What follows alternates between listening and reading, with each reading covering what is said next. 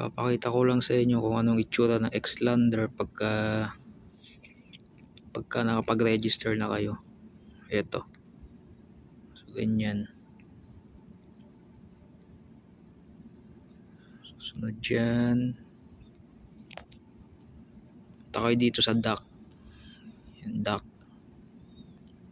Yan. And then, pero huwag nyo muna i-click yung training. Huwag nyo muna i-click yung training. Punta kayo dito sa homepage ulit. Punta ka ng community.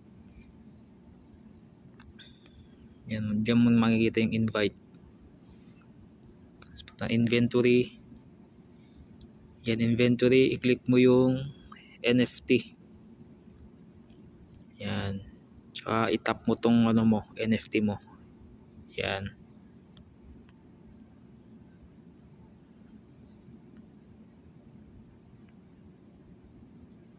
Tapos punta din ng mall. Sa mall naman, itong makikita nyo. Stop mo tong NFT ulit. NFT. Ngayon, kung gusto mong ipa-level up to, itong NFT mo, itong character mo, click mo lang yan. Yan. Level up. Yan.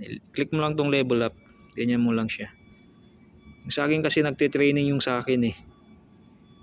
Kaya hanggang level 11 lang. Pero pwede mo siyang ipa-level lang hanggat sa gusto mo kasi meron tayong may free tayo na GGP. Makikita mo yun dyan sa taas.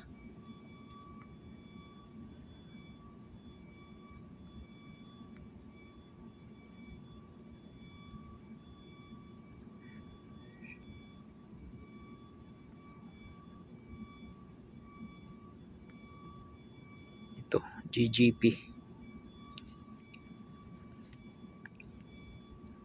Tapos mo mapa-level up yun, pwede mo siyang i-training. Punta ka dito ng home. Punta ka ng dock. Tapos yan.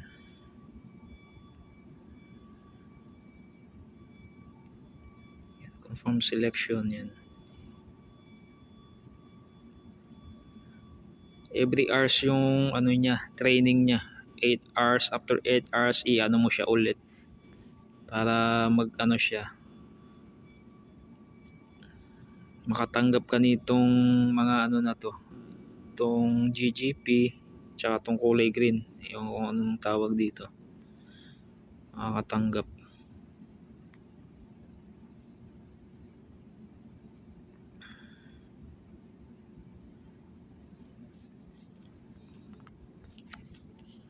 Bago pa lang tong na to, NFT na na to, games.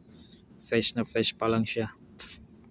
So ang dami pang mga updates na magaganap dito.